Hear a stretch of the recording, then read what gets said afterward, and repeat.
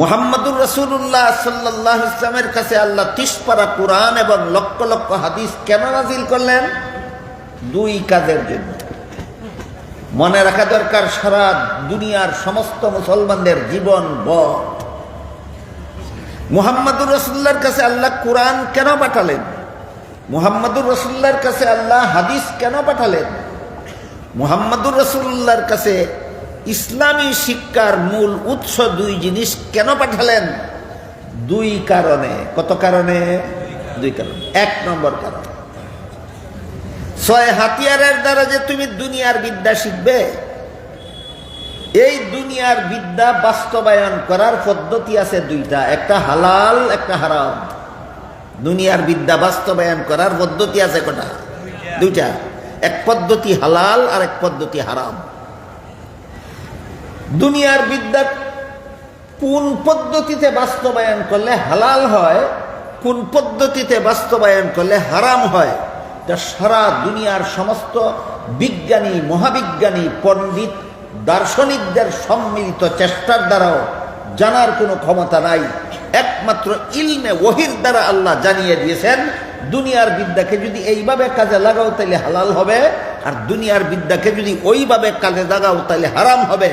যেভাবে হালাল হয় সেইভাবে দুনিয়ার বিদ্যা কাজে লাগাও যদি পরকালে জাহান্নাম থেকে বাঁচতে চাও, আর দুনিয়ার বিদ্যাকে যদি হারাম পদ্ধতিতে কাজে লাগাও পরকালে তোমাদের জাহান্নামের শাস্তি থেকে রেহাই নাই।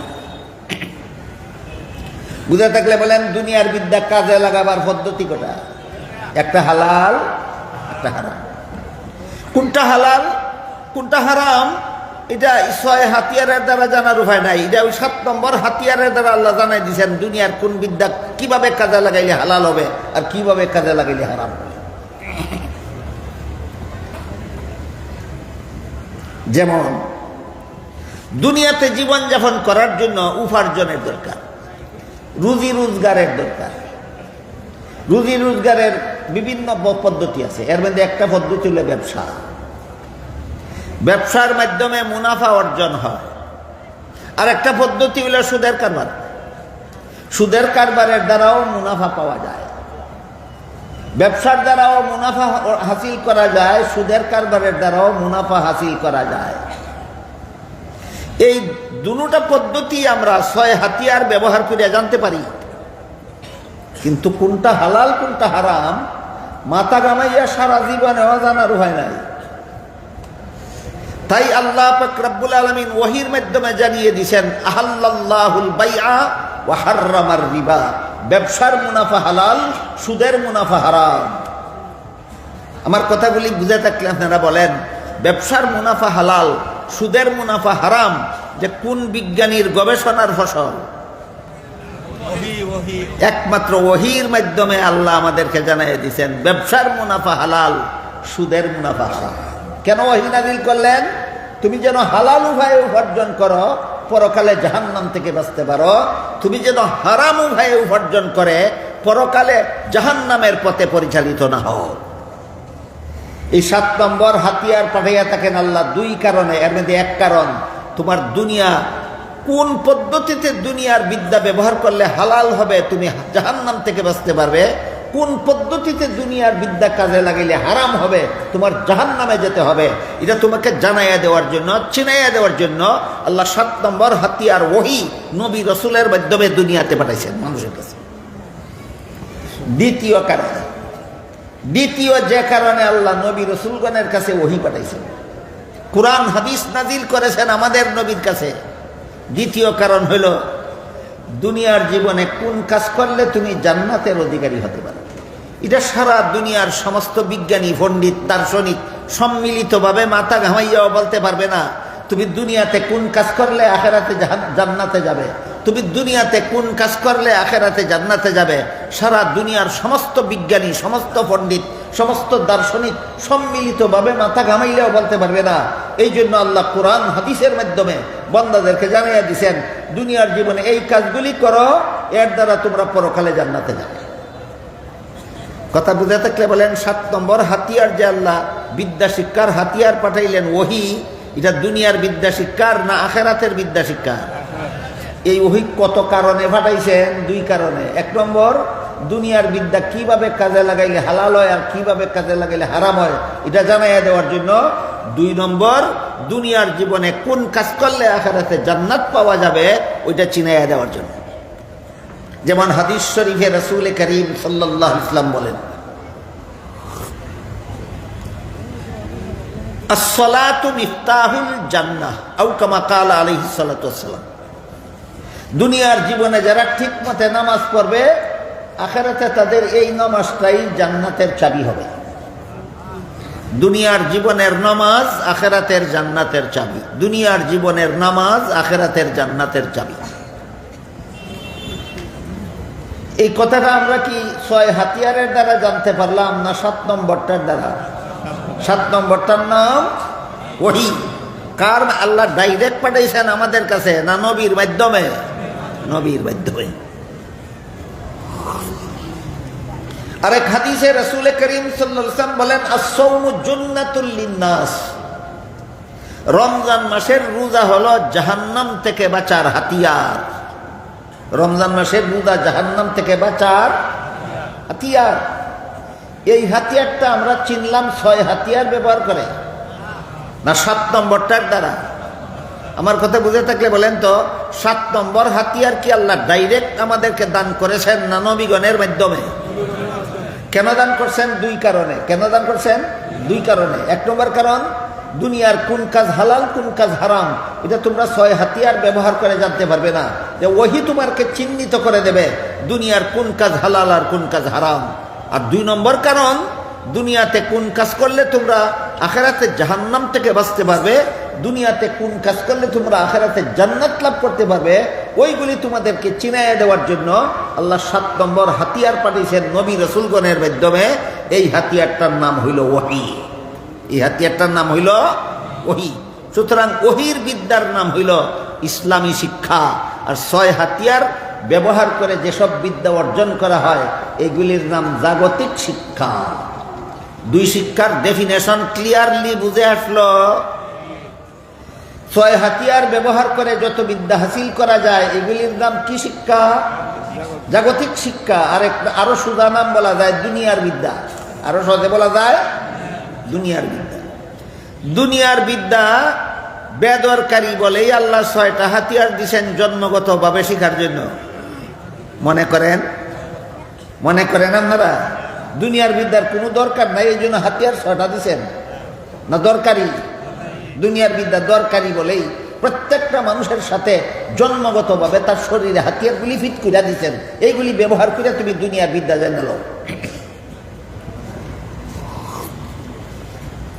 কিন্তু এই 6 হাতিয়ার ব্যবহার করে যেহেতু তুমি জাহান্নাম থেকে বাঁচার পথ চিনতে পারবে না, এই 6 হাতিয়ার ব্যবহার করে যেহেতু তুমি জান্নাতে যাওয়ার পথ চিনতে পারবে না, এই জন্য 7 নম্বর হাতিয়ার আল্লাহ দান করেছেন সরাসরি কোনো বান্দাকে নয়, নবী রাসূলগণের মাধ্যমে।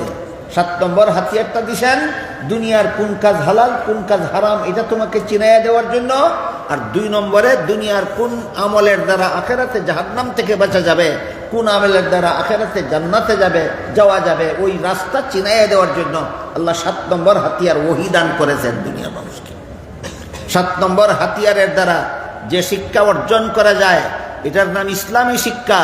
6 হাতিয়ারের দ্বারা যে শিক্ষা অর্জন করা যায় এটার নাম জাগতিক শিক্ষা। পার্থক্য হলো 6 হাতিয়ারের দ্বারা যে শিক্ষা অর্জন করা যায় এর নাম জাগতিক শিক্ষা, আর 7 নম্বর হাতিয়ারের দ্বারা যে শিক্ষা অর্জন করা যায় এটার নাম ইসলামী শিক্ষা। এটার নাম দেখুন তো আপনারা জাগতিক শিক্ষা কোনটা আর ইসলামী শিক্ষা কোনটা পরিষ্কার চিনতে পারলেন কিনা?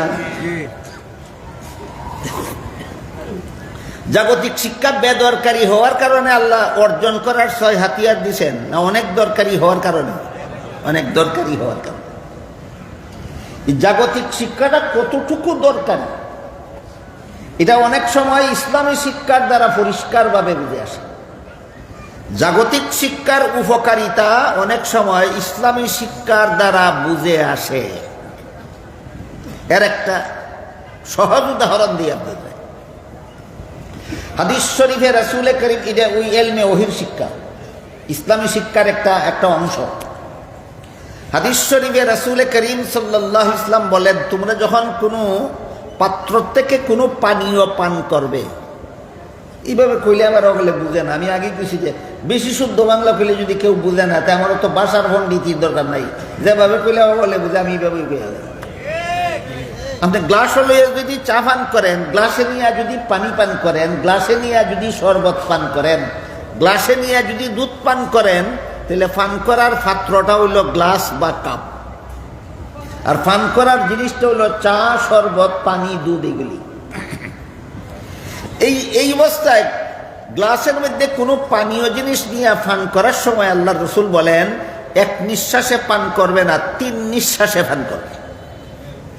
কারণ এক নিঃশ্বাসে বেশি পিয়াসের সময় এক নিঃশ্বাসে গ্লাসের সবগুলি পানি একটানে পান করতে চাইলে দুর্ঘটনার আশঙ্কা আছে।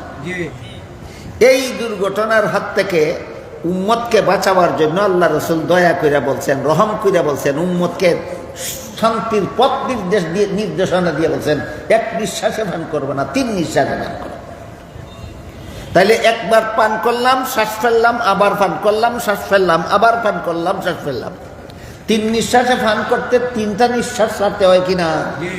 রাসূল বলেন নিঃশ্বাসগুলি গ্লাসের ভিতরে ছাইরো না, বাইরে ছাড়ো। 3 নিঃশ্বাসে পান করো, আর নিঃশ্বাসগুলি গ্লাসের ভিতরে না ফেলে বাইরে ফেলো। এটা ইসলামের বিধান, এটা ইলমে ওহীর শিক্ষা, ইলমে ওহীর শিক্ষা। ইলমে ওহীর এই শিক্ষার দ্বারা জাগতিক শিক্ষার একটা বিশাল উপকারিতা সঠিকভাবে বুঝে আসে। সেই উপকারিতাটা কি, এটা বোঝার জন্য একটা স্বাস্থ্য বিজ্ঞানের একটা তথ্য আমাদের জানা থাকা দরকার। স্বাস্থ্য বিজ্ঞানের একটা মহা গুরুত্বপূর্ণ তথ্য আছে। এই তথ্যটা জানলে আপনি বুঝতে পারবেন যে ইসলামী শিক্ষার দ্বারা আমাদের দুনিয়ার জীবনে কি পরিমাণ উপকার হয়, জাগতিক শিক্ষার কতটুকু সহযোগিতা হয়। চিকিৎসা বিজ্ঞানের একটা তথ্য হল মানুষ দৈনন্দিন জীবনে যা কিছু খায়, পেটে গিয়া হজম হওয়ার পরে এক অংশ প্রস্রাব হইয়া এক রাস্তা দিয়ে বেরিয়ে যায়, আরেক অংশ পায়খানা হইয়া আরেক রাস্তা দিয়ে বেরিয়ে যায়, আরেক অংশ রক্ত হইয়া শরীরের ভিতরে জমা থাকে। এই রক্তটা প্রথমে ইয়ার ভিতরে যায়, একটা আভ্যন্তরীণ একটা অঙ্গের ভিতরে যায়। এই অঙ্গটাকে আরবিতে বলে কলব, বাংলায় বলে হৃৎপিণ্ড, ইংলিশে বলে হার্ট। আমরা আঞ্চলিক ভাষায় কই দিল, কুরবানির গরু দেব বলে দিল একটা পাওয়া যায়নি, এইটার নাম দিল। রক্ত উৎপাদন হইয়া দিলের ভিতরে যায়। দিলের বিভিন্ন অংশের বিভিন্ন ডিউটি আছে। এর মধ্যে এক অংশের ডিউটি হইল শরীরের নব উৎপাদিত রক্ত পাম্পিং সিস্টেমে সমস্ত শরীরে সাপ্লাই দেওয়া। দিলের একটা অংশ পাম্পিং সিস্টেমে সমস্ত শরীরে সাপ্লাই দেওয়া। সাপ্লাই দেওয়ার জন্য 5 আছে, 5 এই 5 এই রগ কয় রগ। দিলের সাফে রগের মাধ্যমে উৎপাদিত রক্ত সমস্ত শরীরে সাপ্লাই হয়। এইভাবে রক্তটা শরীরে কয়েক মাস ব্যবহৃত হলে পরে, কাপড় যেমন বেশ কিছুদিন ব্যবহার করলে কাপড় পুরানো হয়, ময়লাযুক্ত হয়, তেমনিভাবে রক্ত ও শরীরে ব্যবহার হইলে পরে, কয়েক মাস ব্যবহার হইলে পরে এই রক্ত অপুরানো হয়, ময়লাযুক্ত হয়। এই পুরাতন ময়লাযুক্ত রক্ত শরীরে ব্যবহারের অযোগ্য হয়। এটারে আর রিফাইন না করলে, ধুলাই না করলে এই রক্তই হয় শরীরে রোগাক্রান্ত হইয়া মৃত্যুবরণ করার কারণ। এই রক্তটাকে ধুলাই করার দরকার হয়। মানুষের শরীরের ব্যবহৃত এই দূষিত ময়লা রক্তকে ধুলাই করার জন্য আল্লাহ একটা কুদরতি সাবান সৃষ্টি করেছেন। বিজ্ঞানীদের ভাষায় সাবানটার নাম হইল অক্সিজেন। বিজ্ঞানীদের ভাষায় সাবানটার নাম হইল অক্সিজেন। এই অক্সিজেন বাতাসের সাথে মিশ্রিত থাকে। কই থাকে? বাতাস যেমন চোখে দেখা যায় না, বাতাসের সাথে মিশ্রিত অক্সিজেনও চোখে দেখা যায় না। এটাই আমার শরীরের ভিতরে দূষিত রক্ত ধুলাই করার সাবান। তাকে শরীরের বাইরে, আর ময়লা রক্ত আমার শরীরের ভিতরে। সাক্ষাৎ হইলে তো ধুলাই করব না, পৃথক থাকলে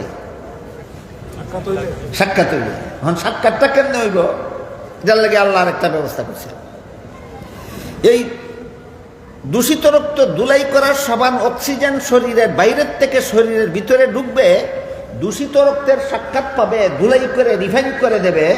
এই কাজের জন্য আল্লাহ মানুষের শরীরের ভিতরে আরেকটা অঙ্গ সৃষ্টি করেছেন, এটার নাম ফুসফুস। আঞ্চলিক ভাষায় আমরা কই ফুলা, ফুসফুস চেনেন তো? হৃৎপিণ্ডের হার্টের আরেক অংশের কাজ হইল দূষিত রক্ত পাম্পিং সিস্টেমে শরীরে সাপ্লাই না দিয়া ফুসফুসের ভিতরে সাপ্লাই দেয়। হৃৎপিণ্ডের এক অংশ বিশুদ্ধ রক্ত সাপ্লাই দেয় সমস্ত শরীরে, আর হৃৎপিণ্ডের আরেক অংশ দূষিত রক্ত সাপ্লাই দেয় ফুসফুসের ভিতরে। ফুসফুসের ভিতরে বলার ঘরের মতো, মৌমাছির বাসার মতো অসংখ্য ছোট ছোট কুটুরি থাকে। এই কুটুরিগুলির ভিতরে দূষিত রক্ত গিয়া অক্সিজেনের অপেক্ষা করতে থাকে। এমত অবস্থায় অক্সিজেন মিশ্রিত বাতাস আমার ফুসফুস পর্যন্ত পৌঁছার জন্য আল্লাহ পাক রব্বুল আলামিন একটা মানুষের জন্মের জীবনের শুরু থেকে শেষ পর্যন্ত তার নাক দিয়া বাতাস যেন অক্সিজেন ফুসফুসের ভিতরে পৌঁছাইয়া দিতে পারে, এই জন্য তার শ্বাস প্রশ্বাসের সিস্টেম চালু করে দিছে। একটা মানুষ জাগ্রত থাকা অবস্থায় যেমন যদিও ইচ্ছাকৃতভাবে শ্বাস টানে আর ছাড়ে, কিন্তু আপনারা যখন ঘুমন্ত থাকেন তখন নাকের শ্বাস প্রশ্বাস বন্ধ হইয়া যায় না চালু থাকে? তখন কি আপনার ইচ্ছায় চলে না আল্লাহর ইচ্ছায় চলে? চিন্তা করে দেখেন তো আল্লাহর কত বড় মেহেরবানি। আপনি যখন ঘুমাইয়া গেলেন তখন যদি আপনার নাক দিয়ে আল্লাহ ইচ্ছা করে শ্বাস প্রশ্বাস চালু রাখতেন না, তাইলে এই ঘুম ওই জীবনের শেষ ঘুম হইয়া যেত। এই জন্য মুফাসসিরিন, মুহাক্কিকিনে মুফাসসিরিন লিখেছেন, আধুনিক বিজ্ঞান যে যত বেশি চর্চা করবে, আধুনিক বিজ্ঞান যে যত বেশি বুঝতে পারবে, সে তত বেশি আল্লাহকে চিনতে পারবে। আধুনিক বিজ্ঞান যে যত বেশি বুঝতে পারবে, সে তত বেশি আল্লাহকে চিনতে পারবে। দেখেন এখানে পরিষ্কার ভাষায় আল্লাহ, পরিষ্কারভাবে আল্লাহরে চিনা যায় কিনা।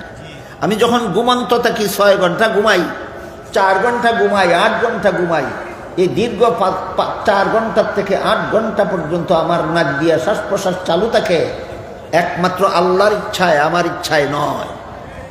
কাজে আল্লাহকে ইচ্ছা করে এই কয়েক ঘন্টা আমার নাক দিয়া শ্বাস প্রশ্বাস চালু রাখলেন।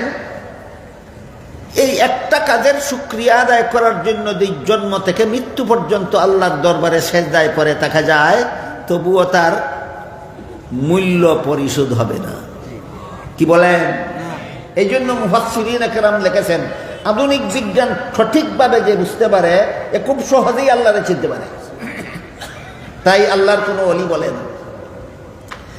আদমিয়ত দাদাই বাজম মুসলমা করদাই, আদমিয়ত দাদাই বাজম মুসলমা করদাই, আয় খুদা কুরবা শুম এহসা বর এহসা করদাই। হে আল্লাহ, পশু জানোয়ারের কুলে জন্ম না দিয়া মানব কুলে জন্ম দিয়েছ, একটা মেহরবানি করে। বেদিন কাফেরের ঘরে জন্ম না দিয়া মুসলমানের ঘরে জন্ম দিয়া জন্মগত মুসলমান হওয়ার সুযোগ দান করেছ। এভাবে আল্লাহ যত নিয়ামত দান করেছ, 1000 বার গলা কাটাইয়া তোমার রাস্তায় কুরবানি হইয়া গেলেও তোমার একটা মেহরবানির শুকরিয়া আদায় হবে না। আমার ঘুমন্ত অবস্থায় আমার নাক দিয়া শ্বাস প্রশ্বাস একমাত্র আল্লাহর ইচ্ছায় চালু থাকে। শ্বাস যখন টানি তখন বাতাস মিশ্রিত অক্সিজেন নাকের ছিদ্র দিয়া ফুসফুস পর্যন্ত পৌঁছে। বুঝে থাকলে বলেন, শ্বাস আমরা যখন টানি জাগ্রত অবস্থায় টানি অথবা ঘুমন্ত অবস্থায় টানি, অক্সিজেন মিশ্রিত বাতাস আমার নাক দিয়া কই পর্যন্ত পৌঁছে?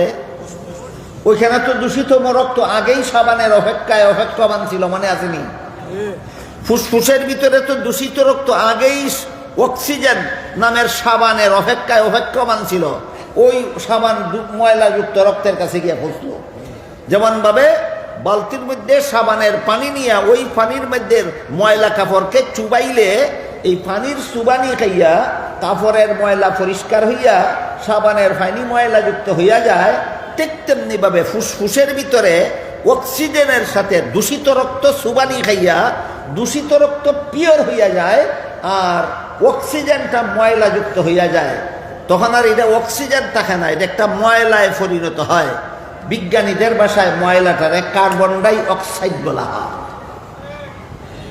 নাকের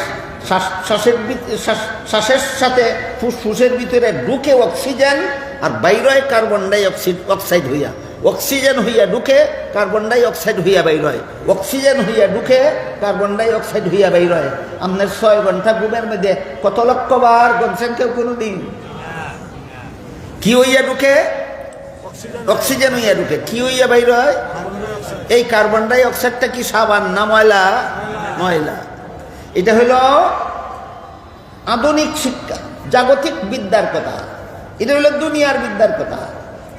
দুনিয়ার বিদ্যা শিখতে শিখতে শিখতে শিখতে আমরা এতটুকু আসলাম যে আমার নাকিদা অক্সিজেন ঢুকে আর কার্বন ডাই অক্সাইড বের হয়, নাকিদা অক্সিজেন ঢুকে আর কার্বন ডাই অক্সাইড বের হয়।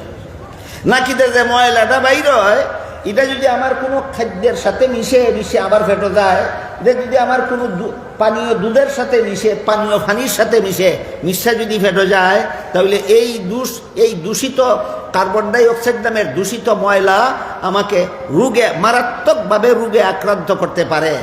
এই কথা, এই তথ্য পাইলাম আমরা জাগতিক বিদ্যার থেকে, দুনিয়ার বিদ্যার থেকে। কিন্তু ইসলামী শিক্ষার মধ্যে কি পাইলাম? ইসলামী শিক্ষার মধ্যে পাইলাম মুহাম্মদুর রাসূলুল্লাহ বলেন, গ্লাসের ভিতরে নাকের নিঃশ্বাস ফেলো না। বুঝে থাকলে আমরা বলেন, জাগতিক বিদ্যা কি ইসলামী শিক্ষার বিরুদ্ধে যায়? ইসলামী শিক্ষা কি জাগতিক শিক্ষার বিরুদ্ধে যায়? না একটা আরেকটার সহায়ক হয়? একটা আরেকটার সহায়ক হয়। যদি আল্লাহ মুহাম্মদুর রাসূলুল্লাহকে পাঠাইতেন না দুনিয়াতে, যদি আল্লাহ মুহাম্মদুর রাসূলুল্লাহকে দুনিয়াতে পাঠাইতেন না, রসুল যদি বলতেন না, হে আমার উম্মতেরা, যে গ্লাসের পানি পান করো, এই গ্লাসের ভিতরে নাকের নিঃশ্বাস ফেলো না, তাইলে সারা জীবন ওই কিয়ামত পর্যন্তই উম্মতেরা এই কার্বন ডাই অক্সাইড নাকের গ্লাসের মধ্যে সারতো আর খাইতো। তাহলে দুনিয়ার বিদ্যাটাকে আমার যথাযথভাবে দুনিয়ার বিদ্যার দ্বারা আমি উপকৃত হতে পারতাম যদি ধর্মীয় শিক্ষা সাথে না থাকতো। এই জন্য উভয় শিক্ষার সমন্বয় সাধনের দরকার। গতকাল বলছি সমন্বয় সাধন কারে কয়, বুঝি না? গতকাল বলেছি সমন্বয় সাধন কারে কয়। প্রাইমারি বিভাগে আমরা ইসলামী শিক্ষা আর জাগতিক শিক্ষার মধ্যে সমন্বয় সাধন করে রাখছি অনেক আগের থেকে, গতকাল বিস্তারিতভাবে নিতেছি। আর মাধ্যমিক শিক্ষা এবং উচ্চতর শিক্ষার ক্ষেত্রে সমন্বয় সাধনের পদ্ধতি এটা নয় যে মাদ্রাসায় পড়লে ডাক্তার হতে হবে, ইঞ্জিনিয়ার হতে হবে, বিজ্ঞানী হতে হবে, আর কলেজ ভার্সিটিতে বললে মুহাদ্দিস হতে হবে, মুফাসসির হতে হবে। এটা পাগলের কথা, এটা সমন্বয়ের কথা নয়। মাদ্রাসায় ফিরে কলেজে ফিরে মুহাদ্দিস হওয়ার প্রস্তাব যেমন পাগলামি ছাড়া আর কিছু নয়, ভার্সিটিতে ফিরে মুফাসসিরে কোরআন হওয়ার প্রস্তাবটা যেমন পাগলামি ছাড়া আর কিছু নয়, ঠিক তেমনিভাবে মাদ্রাসায় লেখাপড়া করে ডাক্তার হয় না কেন, এটাও মস্তানি কথা ছাড়া আর কিছু নয়। মাদ্রাসায় ফিরে বিজ্ঞানী হয় না কেন, এটা মস্তানি কথা ছাড়া আর কিছু নয়। এই জন্য কালকে বলেছিলাম, এই সমস্ত মস্তানেরা জানে না ইসলামী শিক্ষার উদ্দেশ্য ডাক্তার হওয়া নয়, ইসলামী শিক্ষার উদ্দেশ্য বিজ্ঞানী হওয়া নয়। ইসলামী শিক্ষার উদ্দেশ্য আলাদা, আল্লাহ পাক রব্বুল আলামিন বলে দিয়েছেন কোরআনের আয়াতে। এবার সেই আয়াতটা শুনুন। আল্লাহ বলেন, ফালাউলা নাফারা মিন কুল্লি ফিরকাতিন মিনহুম তাইফাতুল লিয়াতাফাক্কাহু ফিদ্দীন ওয়ালিয়ুনযিরু কওমাহুম ইযা রাজাউ ইলাইহিম লাআল্লাহুম ইয়াহযারুন। এই আয়াতে আল্লাহ পরিষ্কার ভাষায় বলে দিয়েছেন ধর্মীয় শিক্ষার উদ্দেশ্য কি, ইসলামী শিক্ষার উদ্দেশ্য আল্লাহ পরিষ্কারভাবে এখানে আল্লাহ চিহ্নিত করে দিয়েছে। আয়াতের অর্থ হলো, আল্লাহ বলেন, হে মুমিন মুসলমানেরা, তোমাদের সকলের পক্ষ থেকে কিছু মুসলমান ইসলামী শিক্ষা দীক্ষা অর্জনের জন্য বের হয়ে যাও। বলুন, বুঝে থাকলে আল্লাহ বলেছেন সব মুসলমান ইসলামী শিক্ষা দীক্ষার জন্য বের হয়ে যাও, না কিছু মুসলমান? কিছু মুসলমান বের হয়ে যাও ইসলামী শিক্ষা দীক্ষা অর্জনের জন্য। কিন্তু একটা হাদিসে আমরা দেখতে পাই রাসূল করিম সাল্লাল্লাহু আলাইহি ওয়াসাল্লাম বলেন, তলাবুল ইলমি ফারিদাতুন আলা কুল্লি মুসলিম, ইসলামী শিক্ষা অর্জন করা সমস্ত মুসলমান নারী পুরুষের জন্য ফরজ। একটু মনোযোগে লক্ষ্য করবেন। আল্লাহ বলেন কিছু মুসলমান যাও, রসুল বলেন সব মুসলমানের জন্য ফরজ। প্রশ্ন জাগে, কিছু মুসলমান গেলে যদি চলে তাহলে সব মুসলমানের জন্য ফরজ হয় কিভাবে? আর সব মুসলমানের জন্য যদি ফরজ হয় তাহলে কিছু মুসলমান গেলে চলে কিভাবে? প্রশ্ন বুঝলেন কি না? এই প্রশ্নের জবাব বোঝার জন্য আমাদের জানা থাকতে হবে ইসলামী শিক্ষার প্রধান স্তর আছে তিনটা। ইসলামী শিক্ষার প্রধান স্তর কটা? তিনটা। 1 নম্বর প্রাথমিক স্তরের ইসলামী শিক্ষা, 2 নম্বর মাধ্যমিক স্তরের ইসলামী শিক্ষা, 3 নম্বর উচ্চতর স্তরের ইসলামী শিক্ষা। এইগুলি নামগুলিও মনে রাখতে পারবেন না? ইসলামী শিক্ষার প্রধান স্তর তিনটা, প্রাথমিক, মাধ্যমিক, উচ্চতর। আমাদের শুধু বোঝা দরকার কোন স্তরের পরিমাণ কত। যে পরিমাণ ইসলামী শিক্ষা ছাড়া কলেমা কালাম জানা যায় না, উযু গোসল জানা যায় না, পাক নাফাক জানা যায় না, নমাজ বন্দেগী জানা যায় না, মুসলমানের মতো জীবনযাপন করা যায় না, এই পরিমাণ ইসলামী শিক্ষা হলো ইসলামী শিক্ষার প্রাথমিক স্তর। ইসলামী শিক্ষার প্রাথমিক স্তরের ইসলামী শিক্ষা অর্জন করলে পরেই আপনি কলেমা কালাম জানতে পারবেন, উযু গোসল জানতে পারবেন, পাক নাফাক জানতে পারবেন, নমাজ বন্দেগী জানতে পারবেন। এইটুকুই ইসলামী শিক্ষার প্রাথমিক স্তর। আর যে পরিমাণ ইসলামী শিক্ষা অর্জন করলে মাদ্রাসার পাঠ্য তালিকাভুক্ত কিতাবগুলি ছাত্রদেরকে পড়ানো যায়, মাদ্রাসার পাঠ্য তালিকার কিতাবগুলি ছাত্রদেরকে পড়ানো যায়, এই পরিমাণ ইসলামী শিক্ষা হইল মাধ্যমিক স্তরের ইসলামী শিক্ষা। আর যে পরিমাণ ইসলামী শিক্ষা অর্জন করলে মানব জীবনের সব সমস্যার সমাধান কোরআন হাদিসের আলোকে প্রদান করা যায়, ওইটা হলো ইসলামের উচ্চতর শিক্ষা। বুঝে থাকে? এবার বলেন, ইসলামের উচ্চতর শিক্ষা অর্জন করার যোগ্যতা কি সব মুসলমানের আছে? যোগ্যতাও নাই, সামর্থ্যও নাই, সুযোগ সুবিধাও নাই, সময় সুযোগও নাই। এমনকি ইসলামের মাধ্যমিক শিক্ষা অর্জন করার মতো সামর্থ্য এবং সুযোগ সুবিধাও সব মুসলমানের নাই। এই জন্য কোরআনের আয়াতে আল্লাহ যে বলেছেন কিছু মুসলমান বের হয়ে যাও, এটা ইসলামের মাধ্যমিক এবং উচ্চতর শিক্ষার জন্য বলেছেন। ইসলামের মাধ্যমিক শিক্ষা অর্জন করা সব মুসলমানের জন্য ফরজ নয়, কিছু মুসলমান গেলেই হয়। ইসলামের উচ্চতর শিক্ষা অর্জন করা সব মুসলমানের জন্য ফরজ নয়, কিছু মুসলমান গেলেই হয়। কিন্তু ইসলামের প্রাথমিক শিক্ষা অর্জন করার যোগ্যতাও সব মুসলমানের আছে, সময় সুযোগও আল্লাহর পক্ষ থেকে দেওয়া আছে।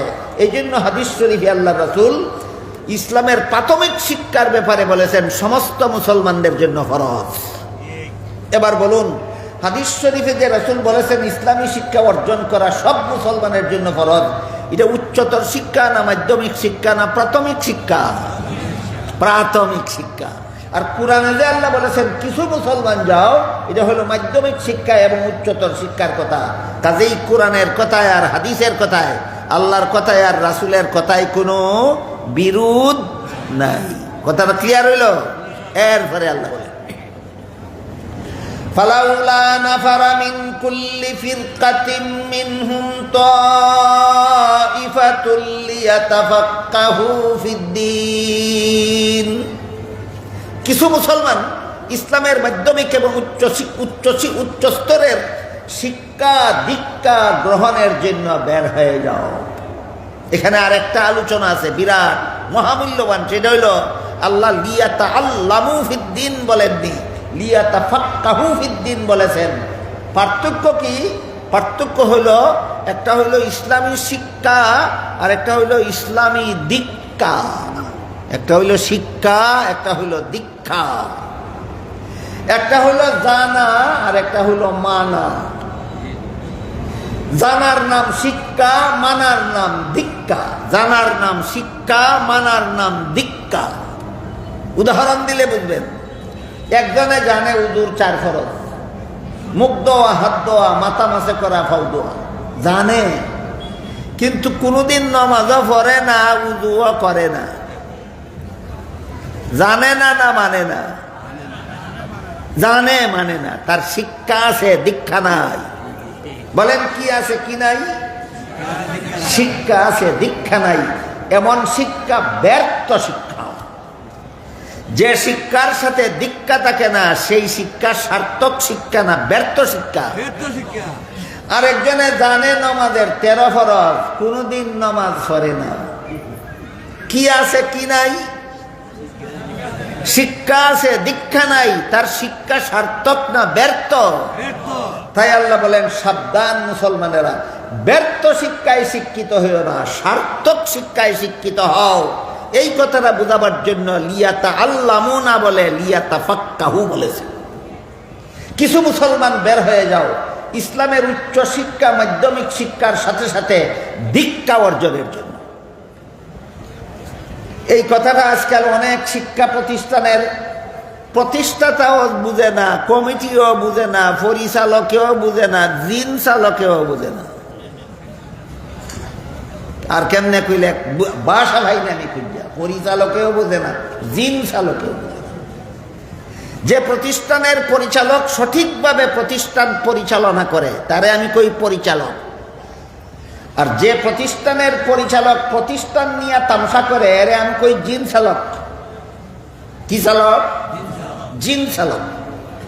আজকালকার অনেক শিক্ষা প্রতিষ্ঠানের প্রতিষ্ঠাতাও জানে না, পরিচালকেও জানে না, কমিটিও জানে না, জিন চালকেও জানে না। কি জানে না?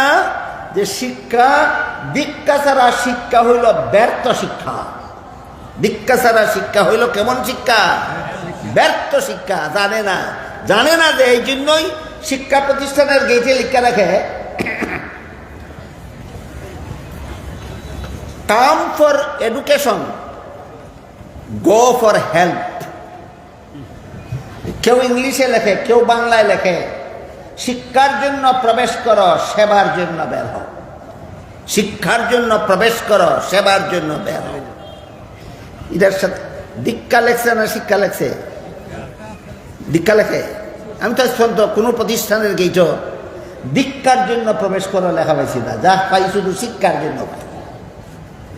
আল্লাহ কোরআনে শিক্ষা দিয়েছেন, এই দীক্ষা ছাড়া শিক্ষা ব্যর্থ শিক্ষা, দীক্ষা ছাড়া শিক্ষা ব্যর্থ শিক্ষা, দীক্ষা ছাড়া শিক্ষা ব্যর্থ শিক্ষা। শিক্ষাবাদ দিয়া, দীক্ষাবাদ দিয়া যারা শিক্ষা গ্রহণ করবে এরাই কর্মজীবনের এক নম্বরের দুর্নীতিবাজ হবে। কর্মজীবনের 1 নম্বরের দুর্নীতিবাজ কারা? দীক্ষা ছাড়া শিক্ষা গ্রহণ করে যারা। এইরকম ভুল যেন শিক্ষা দীক্ষার ব্যাপারে কোনো বান্দা না করে, এই জন্য আল্লাহ লিয়াতা আল্লামু না বলে লিয়াতা ফাক্কাহু বলেছেন। শিক্ষা যথেষ্ট নয় দীক্ষা ছাড়া।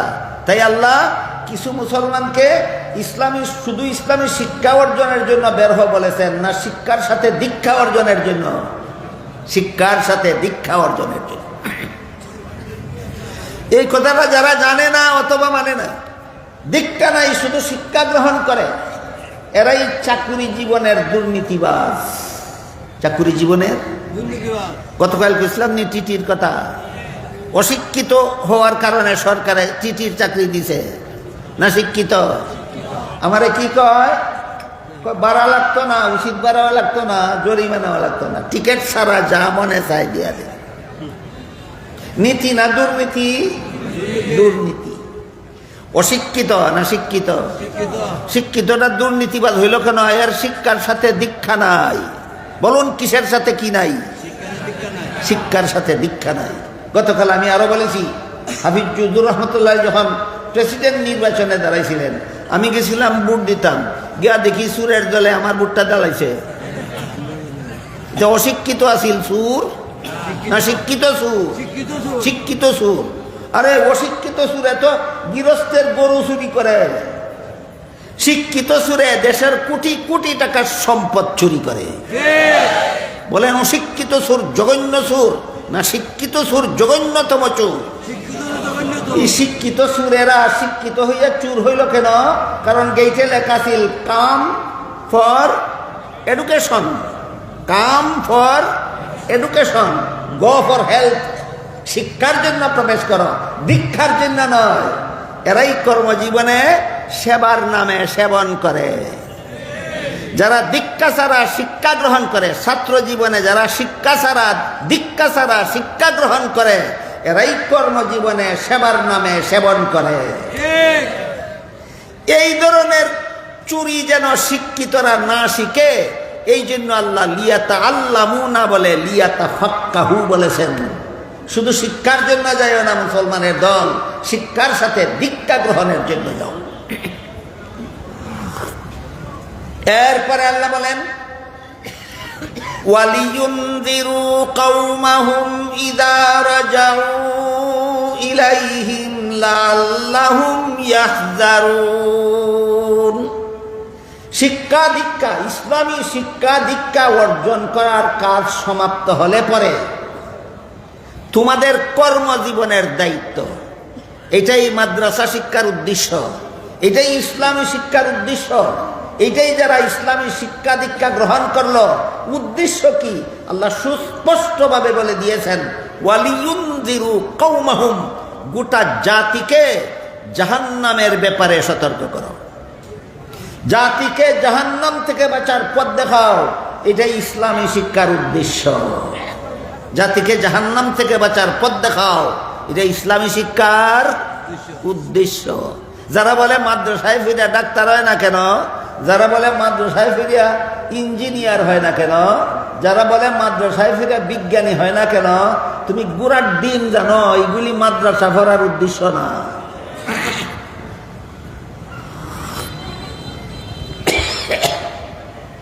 আমার কথাগুলি বুঝে থাকলে বলেন ইসলামী শিক্ষা ডাক্তার হওয়ার জন্য, ইসলামী শিক্ষা ডক্টর হওয়ার জন্য, ইসলামী শিক্ষা প্রফেসর হওয়ার জন্য, ইসলামী শিক্ষা ইঞ্জিনিয়ার হওয়ার জন্য, ইসলামী শিক্ষা বিজ্ঞানী হওয়ার জন্য, না গোটা মানব জাতিকে জাহান্নাম থেকে বাঁচার পথ দেখাবার জন্য? গোটা মানব জাতিকে জাহান্নাম থেকে বাঁচার পথ দেখাবার জন্য ইসলামী শিক্ষা। সময় করতে না, আরেকজন কোন টাইমে আইবা জানলে ভালো হয়।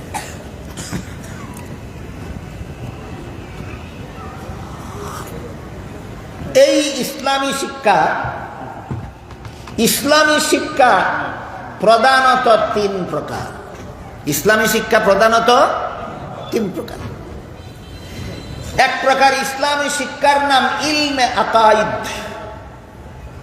আর এক প্রকার ইসলামী শিক্ষার নাম ইলমে ফিকহ, আর এক প্রকার ইসলামী শিক্ষার নাম ইলমে তাজকিয়া।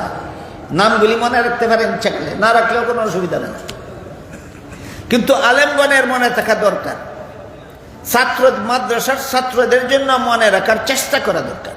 ইসলামী শিক্ষা তিন প্রকার, এর বাইরে কোনো ইসলামী শিক্ষা নাই। ইসলামী শিক্ষা কত প্রকার? তিন প্রকার। প্রথম প্রকার ইসলামী শিক্ষার নাম ইলমে আকাইদ, দ্বিতীয় প্রকার ইসলামী শিক্ষার নাম ইলমে ফিকহ, তৃতীয় প্রকার ইসলামী শিক্ষার নাম ইলমে তাজকিয়া। ইলমে আকাইদ, ইলমে ফিকহ, ইলমে তাজকিয়া। ইলমে আকাইদ, ইলমে ফিকহ, ইলমে তাজকিয়া।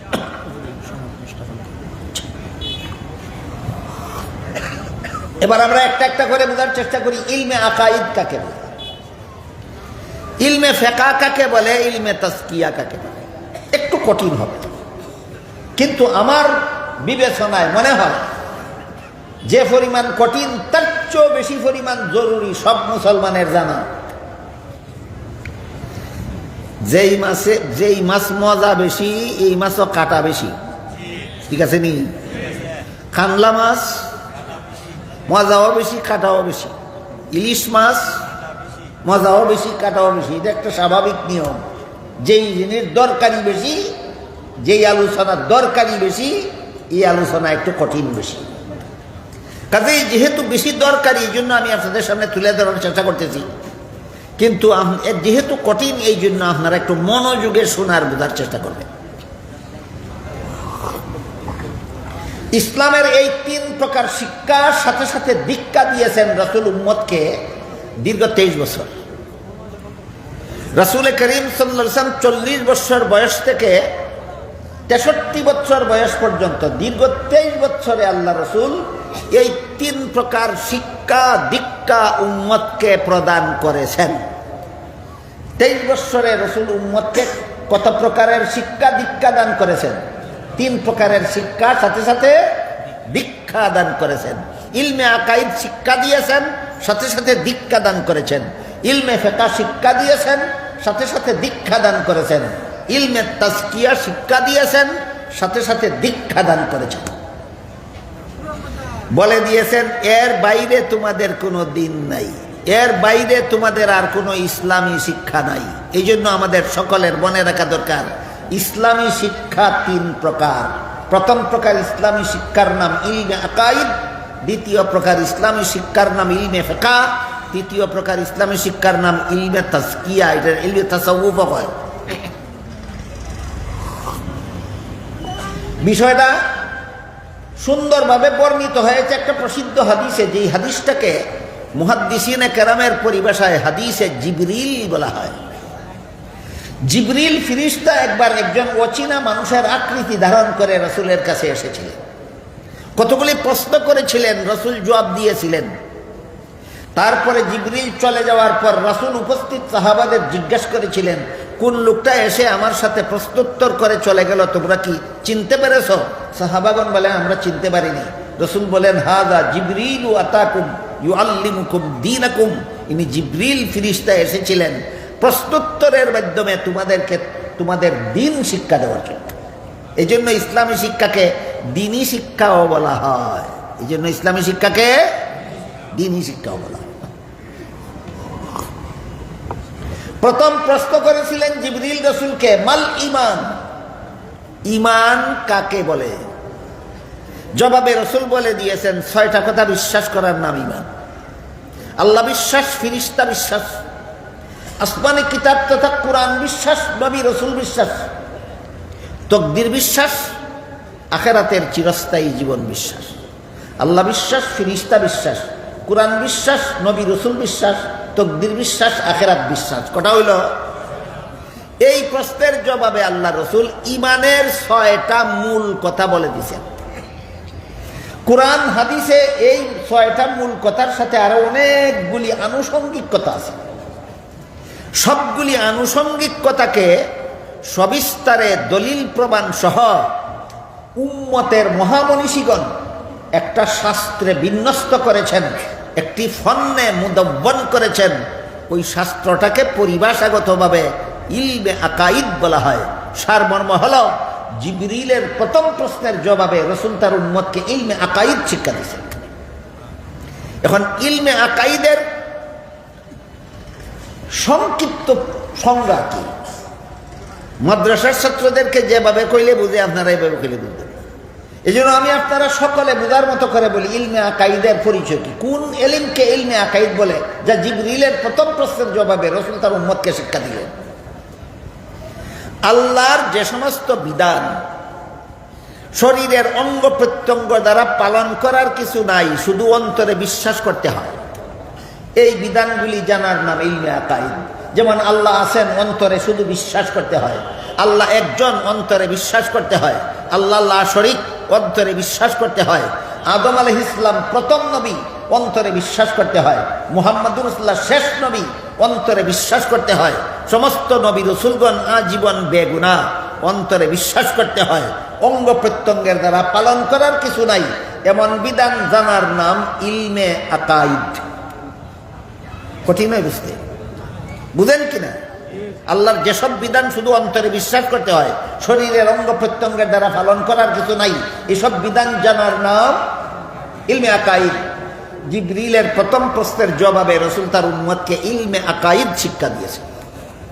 এরপরে জিবরিল 2 নম্বর প্রশ্ন করলেন, মাল ইসলাম, ইসলাম কারে কয়? প্রথম প্রশ্ন ছিল ঈমান কারে কয়? ঈমানের মূল কথা রাসূল বলে দিয়েছেন 6টা। দ্বিতীয় প্রশ্ন করলেন ইসলাম কারে কয়? রাসূল এই প্রশ্নের জবাবে বলে দিলেন ইসলামের মূল কথা 5টা। মুখে কলেমা উচ্চারণ করা, 5 বেলা নামাজ কায়েম করা, রমজান মাসে রোজা রাখা, ধনী হলে যাকাত দেওয়া, সামর্থ্যবানের হজ করা। এই 5টা হইল ইসলামের মূল কথা। এর সাথে কুরআন হাদিসে বর্ণিত আরো যত ইসলামের আনুষঙ্গিক কথা আছে, সবগুলিকে সবিস্তারে দলিল প্রমাণ সহ উম্মতের মহামনীষীগণ আরেকটি শাস্ত্রে বিন্যস্ত করেছেন, আরেকটি ফন্নে মুদব্বন করেছেন। পরিভাষাগতভাবে ওই শাস্ত্রটাকে ইলমে ফিকহ বলা হয়। সারমর্ম হল জিবরিলের দ্বিতীয় প্রশ্নের জবাবে রাসূল তার উম্মতকে ইলমে ফিকহ শিক্ষা দিয়েছেন। ইলমে ফিকহর শর্ট ডেফিনেশন, সংক্ষিপ্ত সংজ্ঞা হল আল্লাহর যে সমস্ত বিধান শুধু অন্তরে বিশ্বাস করলে চলে না, শরীরের বাহ্যিক অঙ্গ প্রত্যঙ্গের দ্বারা পালনও করতে হয়। এইগুলি জানার নাম ইলমে ফিকহ। যেমন ওযুর 4 ফরজ বিশ্বাস করলে ওযু হয় না, হাত মুখ ধুইতে হয়। নামাজের 13 ফরজ বিশ্বাস করলে নামাজ হয় না, রুকু সিজদা করতে হয়। বুঝে থাকতে বলেন ওযু নামাজ ইমানের বিষয় না ইসলামের বিষয়? ইসলামের বিষয়। এটা আল্লাহর এমন বিধান শুধু বিশ্বাস করলে চলে না, অঙ্গ প্রত্যঙ্গের দ্বারা পালনও করতে হয়। এমন বিধান জানার নাম ইলমে ফিকহ। জিবরিলের দ্বিতীয় প্রশ্নের জবাবে রাসূল তার উম্মতকে ইলমে ফিকহ শিক্ষা দিয়েছেন। জিবরিল 3 নম্বর প্রশ্ন করলেন, মাল ইহসান, নির্ভেজাল ইবাদত কোনটা? জবাবে রাসূল করিম সাল্লাল্লাহু আলাইহি ওয়াসাল্লাম নির্ভেজাল ইবাদতের 2টা মূল কথা বলে দিয়েছেন। ইমানের মূল কথা 6টা, ইসলামের মূল কথা 5টা, আর নির্ভেজাল ইবাদতের মূল কথা 2টা। নির্ভেজাল ইবাদতের মূল কথা 2টা। একটা হলো আন তা'বুদাল্লাহা কাআন্নাকা তারাহু ফাইন লাম তাকুন তারাহু ফাইন্নাহু ইয়ারাক। কোন বর্ণনায় আছে আন তাফআলা, কোন বর্ণনায় আছে আন তা'মালা। সবগুলি বর্ণনার সারমর্ম হলো সদা সর্বদা তোমার দুনিয়ার জীবনের সদা সর্বদা আল্লাহ তোমার সামনে আছেন। নির্ভেজাল ইবাদতের একটা মূল কথা, আর একটা হলো সদা সর্বদা তুমি আল্লাহর সামনে আছো। নির্ভেজাল ইবাদতের 2 নম্বর মূল কথা। আল্লাহ আমার সামনে আছেন একটা কথা, আর আমিও আল্লাহর সামনে আছি আর একটা কথা। কটা কথা? এই 2টা কথা হলো নির্ভেজাল ইবাদতের মূল কথা। এখানে একটা আনুষঙ্গিক আলোচনা আছে, এটা অত্যন্ত কঠিন, কিন্তু বর্তমান সমাজে এটা নিয়ে অপব্যাখ্যা চলছে। অপব্যাখ্যা, এই অপব্যাখ্যার হাত থেকে বাঁচাবার জন্য আপনাদেরকে আমি এই কঠিন বিষয়টার একটু সহজ অংশটুকু আপনাদের সামনে তুলে ধরতে চাই। সেটা হলো আল্লাহ থাকেন কোথায়? এই প্রশ্ন, আল্লাহ থাকেন কোথায়? রাসূল করিম সাল্লাল্লাহু আলাইহি ওয়াসাল্লামকে সাহাবায়ে কেরাম একবার জিজ্ঞাসা করলেন, ওগো আল্লাহ রাসূল, আপনি আমাদেরকে বলে দিন আল্লাহ থাকেন কোথায়? আল্লাহ যদি আমাদের কাছ থেকে অনেক দূরে থাকেন তাহলে চিৎকার দিয়ে দোয়া করব যেন আল্লাহ শুনতে পারেন, আর যদি আল্লাহ আমাদের দ্বারে কাছে থাকেন তাহলে তা আস্তে দোয়া করলেও আল্লাহ শুনবেন। কাজেই আমাদের আস্তে দোয়া করব না জোরে দোয়া করব, এটা সিদ্ধান্ত করতে হইলে আমাদের জানতে হয় আল্লাহ থাকেন কোথায়। হে রাসূল, আমাদেরকে বলে দিন আল্লাহ থাকেন কোথায়? এই প্রশ্নের জবাবে আল্লাহ আয়াত নাযিল করে বলেন, وَإِذَا سَأَلَكَ عِبَادِي عَنِّي فَإِنِّي قَرِيبٌ أُجِيبُ دَعْوَةَ الدَّاعِ إِذَا دَعَانِ فَلْيَسْتَجِيبُوا لِي وَلْيُؤْمِنُوا بِي لَعَلَّهُمْ يَرْشُدُونَ। হে রাসূল করিম সাল্লাল্লাহু আলাইহি ওয়াসাল্লাম, প্রশ্নকারীদেরকে বলে দিন আমি আমার প্রতিটি বান্দার সাথে সাথে থাকি। বলেন আল্লাহ থাকেন কোথায়? প্রতিটি বান্দার সাথে সাথে থাকি। কোন আয়াতে বলছেন তোমার গারের শারগের চেয়েও কাছে থাকি। কোন আয়াতে বলছেন মা মিন নাজওয়া সালাসাতিন ইল্লা হুয়া রাবিউহুম ওয়ালা খামসাতিন ইল্লা হুয়া সাদিসুহুম ওয়ালা আদনা মিন যালিকা ওয়ালা আকসারা ইল্লা হুয়া মাহুম। তোমাদের 3 জনে যদি চুপে চুপে কথা বলে আমি আল্লাহ তাদের কাছেও থাকি। 5 জনে যদি কানে কানে কথা বলে আমি আল্লাহ তাদের কাছেও থাকি। 3 জন আর 5 জন উদাহরণস্বরূপ বলা হলো। 3 জনের কম লোক যেখানে থাকে আমি আল্লাহ সেখানেও থাকি, 5 জনের বেশি লোক যেখানে থাকে আমি আল্লাহ সেখানেও থাকি। এইভাবে বলতে বলতে বলতে বলতে এক পর্যায়ে গিয়ে আল্লাহ বলেন ওয়ামা কুন্না গাইবিন, আমি কোথাও অনুপস্থিত নই। আমি কোথাও, এবার বলেন যিনি কোথাও অনুপস্থিত নন তিনি উপস্থিতটা কোথায়? হ্যাঁ, এখন যে আয়াতে আল্লাহ বলছেন আমি আরশের উপরে আছি, এই আয়াত লইয়া যদি আমি কোথাও অনুপস্থিত নই সে আয়াত যদি বুঝলে যাও, তাহলে যেই লোকে সারাদিন মাছ দইরা ডুলার তৈল ডুলার যে তলা নাই তার খবর নাই, ঠিক তেমনি ভাবে এই লোকেও আল্লাহ আরশের উপরে আছেন এই আয়াত শুনিয়া প্রতিটি বান্দার কাছে কাছে আছে এই কথার তার খবর নাই। তোমার ঈমান ডুলার তলায় যা চলে গেছে। আরশ সৃষ্টি করার আগে আল্লাহ ছিলেন না? আসমান সৃষ্টি করার আগে আল্লাহ ছিলেন না? জগৎ সৃষ্টি করার আগে আল্লাহ ছিলেন না? সুতরাং জগতের কোনো কিছু সৃষ্টি করার আগে আল্লাহ যে ছিলেন, তখন কিন্তু আল্লাহ তাহার জন্য কোনো স্থানের দরকার ছিল না। আজও পর্যন্ত আল্লাহ তাকার জন্য কোনো স্থানের দরকার হয় না, কোনোদিন আল্লাহ তাকার জন্য কোনো স্থানের দরকার হবে না। শুধু সর্বত্র যে আল্লাহর ক্ষমতা চলে, সব কিছু যে আল্লাহ জানেন, এই কথাটা বোঝাবার জন্য কোনো সময় বলেছেন আরশে আছি, মানে আরশেও আমার ক্ষমতা চলে। কোনো সময় বলেছেন আসমানে আছি, মানে আসমানেও আমার ক্ষমতা চলে। কোনো সময় বলেছেন সর্বত্র আছি, মানে সর্বত্রই আমার ক্ষমতা চলে। আল্লাহ সম্পর্কে মোটামুটি এইটা রাখতে হবে। এখন বলে আল্লাহ যদি সবখানেই থাকেন, তাহলে আমার সামনে নাই, আছেন? হ্যাঁ, আরো পরিষ্কারভাবে আল্লাহ বলেন, কুল লিল্লাহিল মাশরিকু ওয়াল মাগরিবু ফাআইনামা তুওয়াল্লু ফাসাম্মা ওয়াজহুল্লাহ। হে রাসূল করিম সাল্লাল্লাহু আলাইহি ওয়াসাল্লাম, আপনি বলে দিন, পূর্ব পশ্চিম উত্তর দক্ষিণ নির্বিশেষে আল্লাহ সর্বত্রই আছেন। তুমি যেদিকেই ফিরো না কেন, সেদিকেই আল্লাহ আছেন। তুমি যেদিকেই ফিরো না কেন, সেদিকেই আল্লাহ আছেন। এই জন্য জিবরিল যখন জিজ্ঞাসা করলেন নির্ভেজাল ইবাদত কোনটা, মনে আসেনি কথা? রাসূল বললেন নির্ভেজাল ইবাদতের মূল কথা দুইটা। একটা হলো আল্লাহ সর্বদাই তোমার সামনে আছেন, তোমার দৃষ্টি শক্তির অভাবে তুমি দেখো না, আখিরাতে তোমার দেখার ব্যবস্থা আল্লাহ করে দিবেন। আর তুমিও সর্বদাই আল্লাহর সামনে আছো, আল্লাহর কিন্তু দেখার গুণে অভাব নাই, এই জন্য আল্লাহ তোমারে সর্বদাই দেখেন। আল্লাহ আমার সামনে আছেন, আমার দৃষ্টি শক্তির অভাবে দেখি না। আর আমি যে আল্লাহর সামনে আছি, আল্লাহর দেখার গুণে কোনো অভাব নাই, আল্লাহ সর্বদাই আমাকে দেখেন। এই বিশ্বাস অন্তরে জাগ্রত রাখার নাম নির্ভেজাল ইবাদত। নির্ভেজাল ইবাদত কোনটা, এই প্রশ্নের জবাবে আল্লাহ রাসূল নির্ভেজাল ইবাদতের দুইটা মূল কথা বলে দিলেন। এর সাথে কোরআন হাদিসে বর্ণিত আরো যত আনুষঙ্গিক কথা আছে, সবগুলি আনুষঙ্গিক কথাকে সবিস্তারে দলিল প্রমাণ সহ উম্মতের মহামনীষীগণ আরেকটি শাস্ত্রে বিন্যস্ত করেছেন। পরিভাষাগতভাবে সেই শাস্ত্রটাকে ইলমে তাজকিয়াও বলে, ইলমে তাসাউফও বলে। ইলমে তাসাউফের সংক্ষিপ্ত পরিচয় হইল আল্লাহর যে সমস্ত বিধিবিধান অন্তরের দ্বারা বিশ্বাস করলেও শুধু চলে না, শরীরের বাহ্যিক অঙ্গের দ্বারা পালনও করা যায় না, বরং বিশ্বাসও করতে হয় অন্তরের দ্বারা, পালনও করতে হয় অন্তরের দ্বারা। এর একটা উদাহরণ দিই শুনুন। আমি বিশ্বাস করি আল্লাহ সর্বাবস্থায় আমাকে দেখেন, আপনারা কি বিশ্বাস করেন? এই বিশ্বাস যদি ঘুমন্ত থাকে, আল্লাহ দেখেন বিশ্বাসও করবেন, চুরিও করবেন। আল্লাহ দেখেন বিশ্বাসও করবেন, বদমাশিও করবেন। আল্লাহ দেখেন বিশ্বাসও করবেন, সুদও খাইবেন, ঘুষও খাইবেন, মদও খাইবেন, গাঞ্জাও খাইবেন। বিশ্বাস করে আল্লাহ দেখে, এই অপকর্ম করে কেমনে? বিশ্বাস ঘুমন্ত, বিশ্বাস এর ইবাদত কোনোদিন নির্ভেজাল হইত না। আর যদি আল্লাহ আমারে দেখেন, এই বিশ্বাস যদি তোমার জাগ্রত থাকে, তাহলে যে কাজে আল্লাহ নারাজ, এই কাজের সাহস তোমার অন্তরে থাকবে না। এর একটা সহজ উদাহরণ এই সূরা ইউসুফের তাফসীরে ইনশাআল্লাহ যদি চলতে থাকে, আপনারা শুনতে থাকেন, আপনারাও হায়াতে বাঁচেন, আমিও হায়াতে বাঁচি।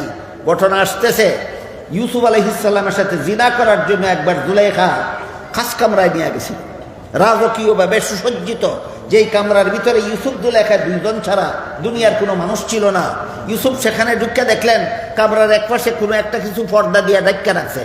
ইউসুফ জিজ্ঞাসা করলেন, পর্দার আড়ালে কি ঢাক্কা রাখছো? জুলাইখায় কয়, আমি যে মূর্তির পূজা করি এটা ঢাক্কা রাখছি। ইউসুফ বললেন, তুই তো এটার পূজা ওই করস, ঢাক্কা রাখলে কেন? কয়, আমি এখন তোমার সাথে জিনা করব, মূর্তিটার সামনে জিনা করতে লজ্জা হয়, এই জন্য ঢাক্কা রাখছি। ইউসুফ জিজ্ঞাসা করলেন, তোর মূর্তির সামনে জিনা করলে কি মূর্তি দেখে? কয়, না, দেখে না। ইউসুফ বললেন, ডাকলেও দেখে না, না ডাকলেও দেখে না, তাহলে ডাকলে কেন? কয়, না দেখলেও যে কারিগরে মূর্তিটা বানাইছে, চোখের মধ্যে দেখার ভঙ্গি দেওয়া বানাইছে, যেমন বোঝা যায় সেইয়া রয়েছে, এই ভঙ্গিটার কারণে আমার লজ্জা করে। তখন হযরত ইউসুফ আলাইহিস সালাম বললেন, তোর মূর্তি আসলে দেখে না, চোখের মধ্যে দেখার ভঙ্গি আছে, এই কারণেই যদি এটার সামনে আমার সাথে জিনা করতে তোর লজ্জা হয়, আমার আল্লাহ যে আসলেই দেখে, কোন সাহসে তোর সাথে জিনা করবো? বলেন, আল্লাহ আমারে দেখে। এই ঈমান ইউসুফ আলাইহিস সালামের অন্তরে ঘুমন্ত ছিল না জাগ্রত? এই ঈমান জাগ্রত করলেই ইবাদত নির্ভেজাল হয়। তাহলে জিবরিলের 3 নম্বর প্রশ্নের জবাবে রাসূল তার উম্মতকে ইলমে তাজকিয়া শিক্ষা দিলেন। ইলমে তাজকিয়ার ডেফিনেশন হইল আল্লাহর যে বিধান অন্তরে বিশ্বাস করলেও চলে না, শরীরের অঙ্গের দ্বারা পালনও করা যায় না, বরং বিশ্বাসও করতে হয় অন্তরের দ্বারা, আর পালনও করতে হয় অন্তরের দ্বারা। এই বিধানগুলি জানার নাম ইলমে তাজকিয়া। জিবরিল চলে যাওয়ার পরে রাসূল বললেন, এই তিনটা এলিমের নাম তোমাদের দিন। সুতরাং দ্বীনি শিক্ষা, ইসলামী শিক্ষা তিন প্রকার। প্রথম প্রকার ইসলামী শিক্ষার নাম ইলমে আকাইদ, দ্বিতীয় প্রকার ইসলামী শিক্ষার নাম ইলমে ফিকহ, তৃতীয় প্রকার ইসলামী শিক্ষার নাম ইলমে তাজকিয়া। ইলমে আকাইদ, ইলমে ফিকহ, ইলমে তাজকিয়া, ইসলামী শিক্ষা তিন প্রকার। মনে রাখবেন, ইনশাআল্লাহ পরবর্তী আলোচনা এর ঘরে হবে।